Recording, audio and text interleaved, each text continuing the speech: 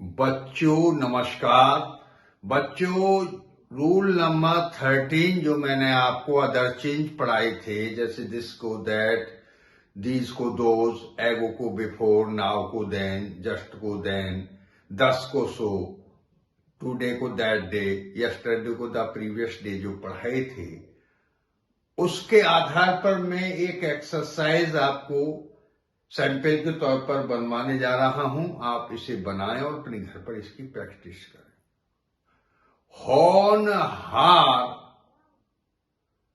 होनहार बलवान के होत चीकने पात, वक्त वक्त पर उनकी कुदरत करती है इमदाद। देखिए, ये exercise based on rule number 13। Direct देखिए, Sarika said my father served in Allahabad before retirement. Indirect होगा, सारिका सेड दैट, माय का चेंज सारिका से हो गया। Her father, past indefinite past perfect बदला, had served in Allahabad before retirement.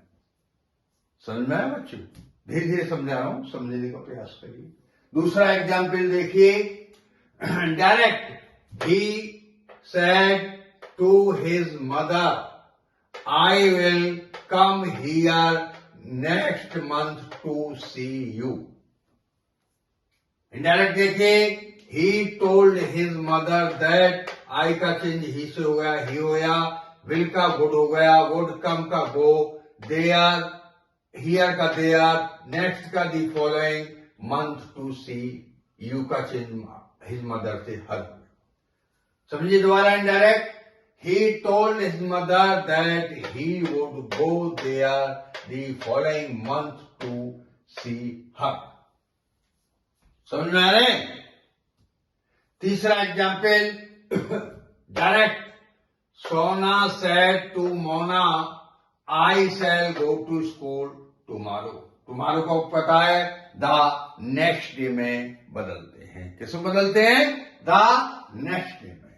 तो सोना टोल्ड मोना दैट, आई का चेंज सोना से हो गया, लड़की है, she would go to school the next day. Tomorrow को द नेक्स्ट डे में बदल दिया। टुमारो को किसमें बदला? द नेक्स्ट डे में बदल दिया। ये एक्सरसाइज आप और भी अपनी नोटबुक पे बना लें और कमेंट डाल के मेरे से सॉल्यूशन करा लें, देख लें, चेक कर लें, ठीक है। अगला, ये फोर्थ एग्जाम्पल देखिए, direct, she said to him I do not believe you now. इसका इनडायरेक्ट होगा, she told him that she did not believe him now को किसमें बदलते हैं? देन। यू का चेंज हिम से हो गया, क्या हो गया? हिम। नाउ को देन में किसमें बदला? देन। दोबारा से, direct, she told him that she did not believe him that. Note, यदि दिस हियर और नाउ, दिस हियर और नाउ किसी स्थान, ऐसी वस्तु, स्थान या समय की ओर संकेत करते हैं। कौन कौन से शब्द हैं? दिस हियर नाउ किसी ऐसी वस्तु, स्थान या समय की ओर संकेत करते हैं जो वक्ता, स्पीकर के सामने हो, यानी वक्ता के सामने कहा जाए। तो इनडायरेक्ट बनाते समय इन शब्दों में कोई भी परिवर्तन नहीं होता। दिस हियर नाउ यदि वक्ता के सामने कहे जाए तो फिर उनमें कोई भी परिवर्तन नहीं होता। ये बात अपने दिमाग में सभी स्टूडेंट्स नोट कर लें। देखिए example number 1, direct, Radha said this is my pen. Indirect होगा, Radha said that this was her pen. दूसरा direct, Anil said I will do it now or never. Indirect होगा, Anil said that he would do it now or never. Now को then में नहीं बदला, चूंकि वक्ता के सामने वार्ता हो रही।